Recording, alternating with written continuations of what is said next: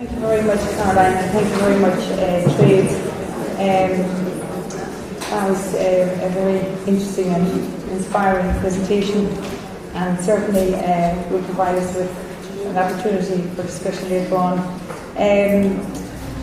I would like to introduce Louise Geraghty. Louise is a nurse at Family Hospital. She's clinical practice support nurse. She works with Deirdre in the practice development department there. It's part of the RCSI group. Louise actually is involved in actually developing the documentation work within Conley, and she's going to present to you on C-HOBIC. She has her RGN MSc and she's just commencing her PhD. So, thanks, Louise. Hello, my name is Louise. So a very sincere thank you for giving me this opportunity to present today on C-HOBIC, the Canadian Health Outcomes for Better Information and Care Assessment Suite. And this is a journey from a research perspective of a literature review that I began in December 2014 with the support of the REACH programme, the wonderful George Brennan in Connolly Hospital, and Beth McCusick in the NNPDU and Mary Wynne in the RMSD. So this presentation will provide you with a review of national and international information on the electronic nursing documentation, the electronic assessment suite that is C-HOBIC, and the potential for C-HOBIC's adoption into the Irish healthcare setting.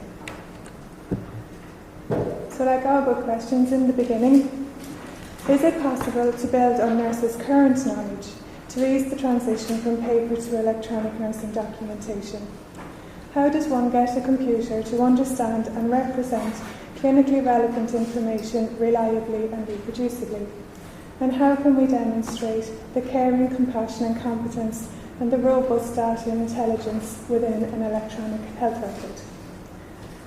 Now, the literature will tell us that the answers are a standardised language, standardised vocabulary, standardised terminology and data sets, which ironically doesn't have a key theme within its own understanding. So for the purpose of today, from the literature, I've selected standardised language as the term that I'll use. So once we have actually do select our nursing dictionary, it then has to map into the master dictionary, as our very distinguished previous speakers have described to you already. So currently in Ireland we have a framework for our delivery of care, we have our nursing process, our models of nursing, and this all forms the foundation of clinical decision making.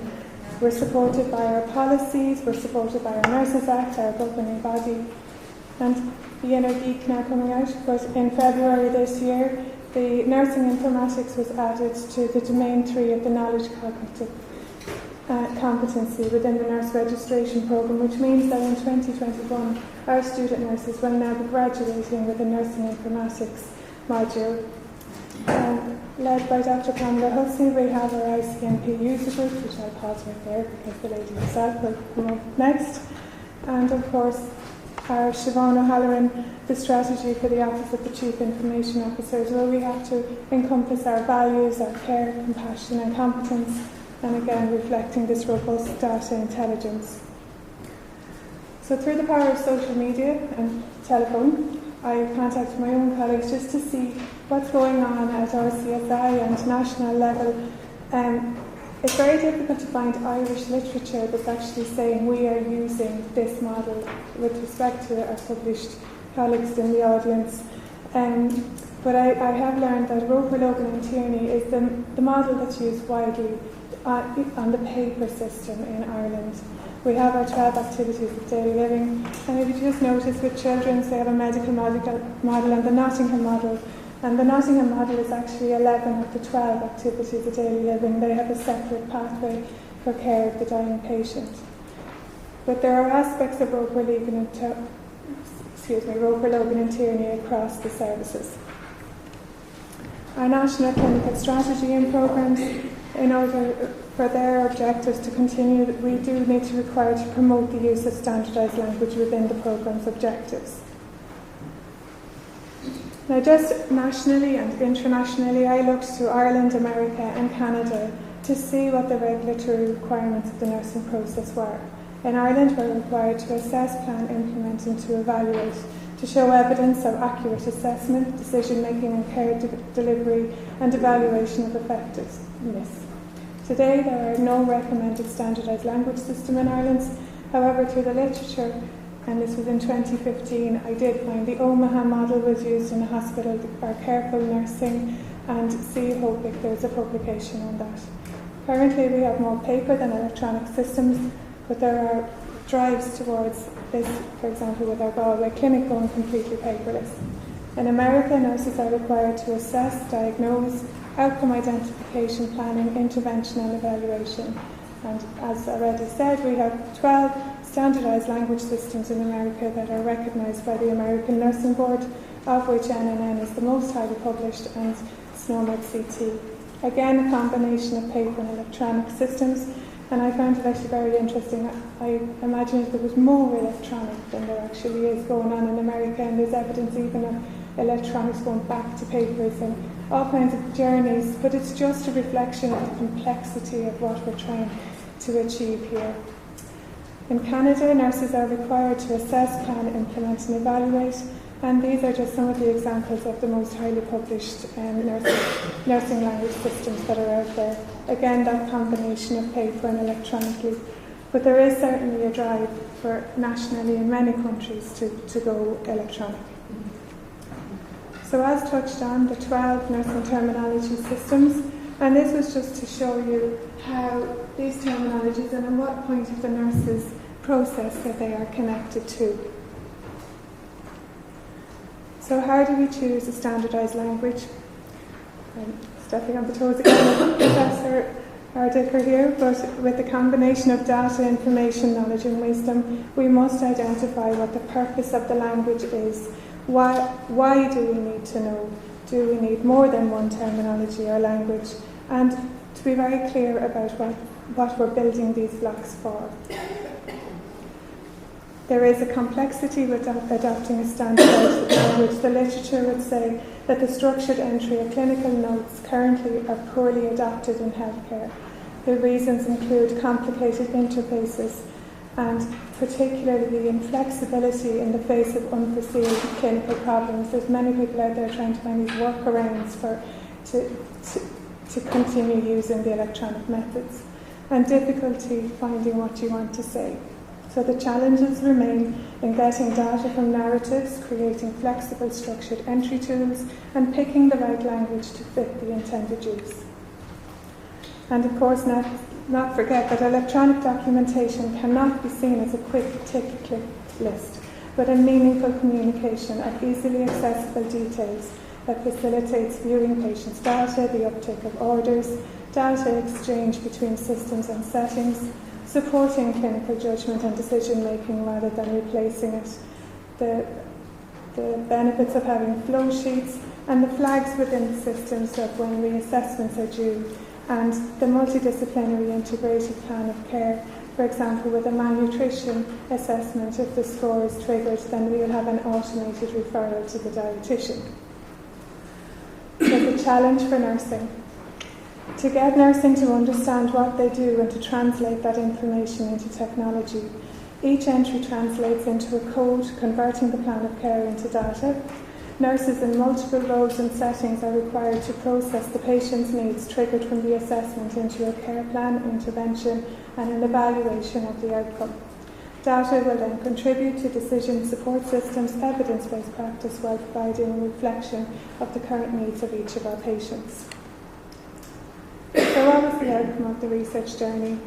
With more than 40 years of literature available to me, we have identified that the current practice, generally speaking across Ireland, is that the majority are using a paper system. We're using the nurse's process as a requirement from our regulatory body, and that Roper, Logan and Tierney is a commonly used model of nursing. The complexity of standardised language. The challenge is to standardise across nurses' roles and settings, to accurately identify patients' needs based on assessments, devise that plan of care using therapeutic interventions to demonstrate patients' responses and the clinical rationale, and to evaluate patients' outcomes that can be compared across the continuum of care. Again, just to highlight as the outcome, in America are 12 types of standardised language. There's no nationally agreed assessment tool or standardised language at the moment, and that NNN has the highest level of publication. So just again, as part of my own research journey, the flow of slides, that the NNN Summary identified, the three terminologies, the categories within that, the explanation of how you come to a diagnosis, how to manage an intervention. And so Ireland has spoken about, America has spoken about it, so now it's Canada's turn. And like I said earlier, Canada has also nursing languages, but I came across the C-HOBIC, the Canadian Health Outcomes for Better Information and Care Assessment Suite. And Canada commenced a journey in 1999 to build a standardised assessment suite using valid and reliable scales to capture nurse-sensitive outcomes. And over the next 17 years and over nearly 300 sites, they have introduced this assessment suite. The data is based on admission and discharge assessment on functional status, symptoms, safetiness and readiness for discharge in acute care, complex continuing care, long-term care and home care settings. The transition summary report reflects the admission and discharge status. So as you can see in the darker green, there's 4 categories: the functional status and continence, the therapeutic self-care, symptoms management and safety. All of these are measured against a scale. So as you can see with the first concept, the bathing, personal hygiene, walking, this came very familiar to me as similar to our current model of nursing that we're using. So how C-HOBIC informs the nursing process? You have your assessment suite, you have your assessment tools which enables assessment to produce the assessment documentation. So your C-HOBIC assessment undertaken on admission, this will inform your planning and together with the knowledge of the nurse, produce the plan of care. This will guide your implementation of care, produce your document interventions and then inform evaluation. So this wonderful cycle of the journey of C-HOBIC through the nursing process. Just as an example of what C-HOBIC looks like electronically, you can see that the information on the left as the headings of bathing, personal hygiene and walking, and it's also to help support the nurse in that clinical decision or making the clinical judgment on which scale to select. Assessment on admission and reassessment pre-discharge, and again just showing toilet transfer, toilet use, bed mobility. This is an example from the C-HOBIC transition summary report. So as the receiver of the discharge summary in another setting, I can see under the headings of, for example, bladder continence, fatigue, dyspnea, nausea and pressure ulcers, the score that was graded from the assessment on admission and discharge.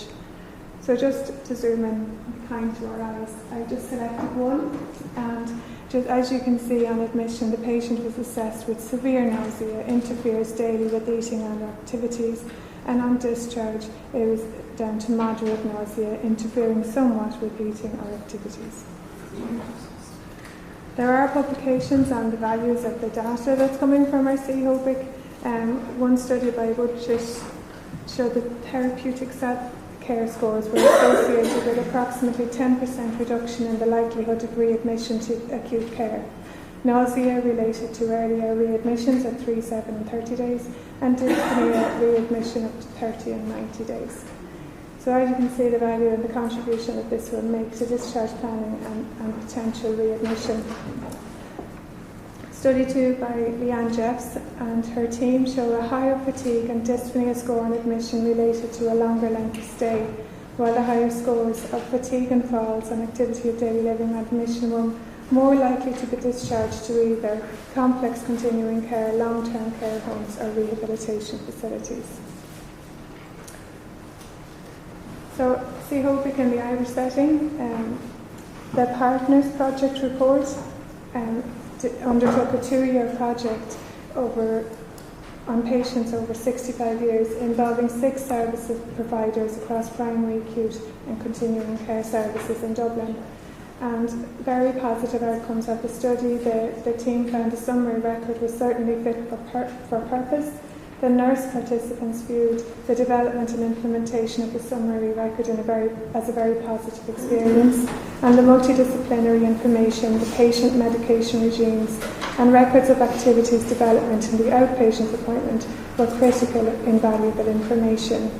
And the patients, participants, liked the idea of having access to and holding their own records, which is a very progressive step because patient portals are coming in line with our electronic records. And I'm proud to say that was Dr. Pamela Hussey's PhD work who's with us today. So, why should we adopt or consider the adoption of C-HOBIC? It's a suite of evidence-based clinical concepts that can be collected systematically and standardised across the healthcare system. There is a similarity to our current paper system and regulatory requirements. We have the potential to adopt and integrate with existing assessments, and the early detection of patients' functional status will drive our early intervention and discharge planning. We have a consistent collection of data electronically at the point of care, providing real-time feedback of information that clinicians can use in planning for and evaluating care. Outcomes data to inform our clinical practice, support evidence-based practice, and enable effective health system planning. C-HOBIC has been validated, tested and evaluated locally, regionally and at national level in Canada and locally here in Woodrow, Dublin.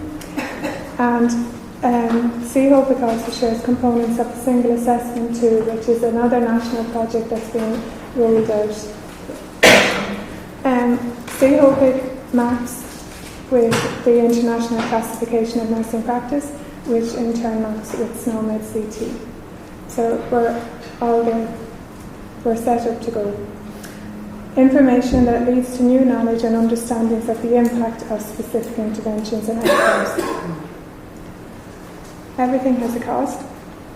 Canada has offered the licence of C-HOBIC to Ireland at no cost, with requirement for the intellectual property to belong with the HSE. So if we were to consider the adoption of C-HOBIC, it would become I-HOBIC. Irish Healthcare Outcomes for Better Information and Care. So if I just go back to our three original questions, can we provide evidence of assessment? We can, with assessment on admission and reassessment on discharge. Can we provide evidence of decision making and care delivery? Absolutely, with the contribution that it will bring to the plan of care. Can we provide evidence of evaluation of effectiveness? Absolutely. We have our scores, we have our scales. It's very transparent information and it speaks for itself with its robust data collection. Can I just take one moment to acknowledge, because like all good things, it never just happens with one person. Deirdre Brennan, Dr. Linda Nugent, Dr. Pamela Hussey and Ethnic Music.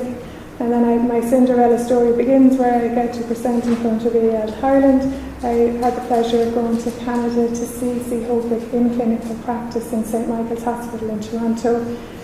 The amazing CCIO team and my Twitter family that I'm now officially addicted to, and can I please highly recommend that you all join Twitter. It's a fantastic domain.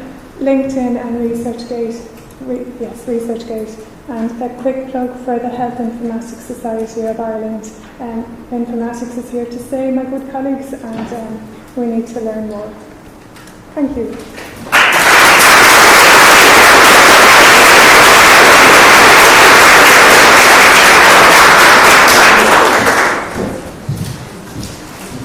I think the dominant discourse in nursing and midwifery over the next couple of years is going to be informatics. I'm conscious of the time and that lunch is at 1 o'clock, so I apologise to our next speaker for the short period of time. Our next speaker is Louise referred to Pamela's work, Pamela Hussey. Dr. Pamela Hussey, she's lecturer in DCU in Health Informatics and Nursing. Her research was in the area of healthcare systems and processes, and she's involved with work around the e-health record and developing health information standards and concepts.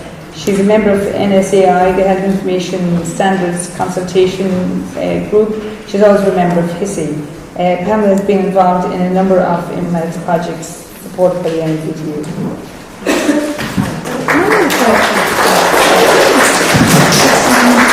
Yeah, that's fine. I always seem to be the last person to present at everything I go to. I'm not